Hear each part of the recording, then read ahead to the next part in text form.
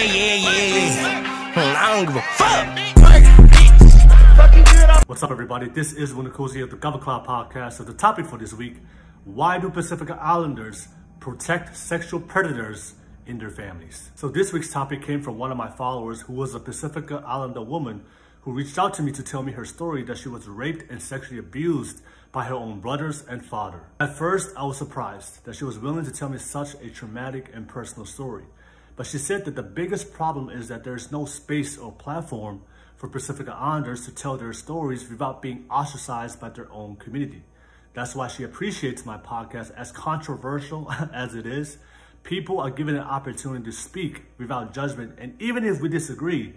But the most important thing is we are having the conversation. And since this topic is considered taboo within the Pacific Islander community, since we don't talk about it to have the conversation and we throw it under the rug, there is no effort to figure out a solution or at least offer guidance to the victims on what to do so they can move on with their life if this unfortunate, disgusting act ever befalls onto them. And so for many victims of sexual abuse, they lock it within them and keep silent their whole life.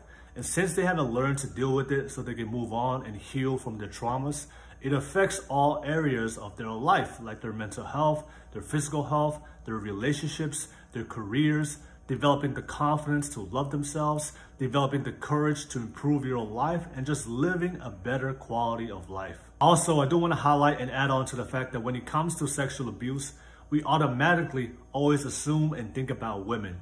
And we often forget that young boys get sexually abused as well. And oftentimes, society views a man differently when he gets sexually abused than a woman, even though it's the same act. Men get assaulted, harassed, abused, raped, but they also get shut down when they talk about it because that could never happen to a man. They get told that they're weak when they speak up about their experiences and that they're not manly enough because of what they've been through. Men get dragged into bathrooms, and they have no idea what happened to them. Most people aren't willing to accept that this happens to women, but they refuse to accept that this happens to men.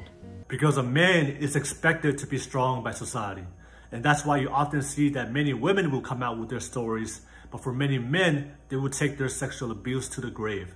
So the men need help and guidance on this just as much as the women. Anyways, if you agree or disagree, I invite you guys to be part of this week's Gava Cloud Podcast live show on YouTube this Wednesday, January 19th at 9 p.m. California time. The Zoom link is below. I'm going to be joined with a panel of Polynesian women. We're going to break all these down. See you guys there. Facts over feelings. Peace.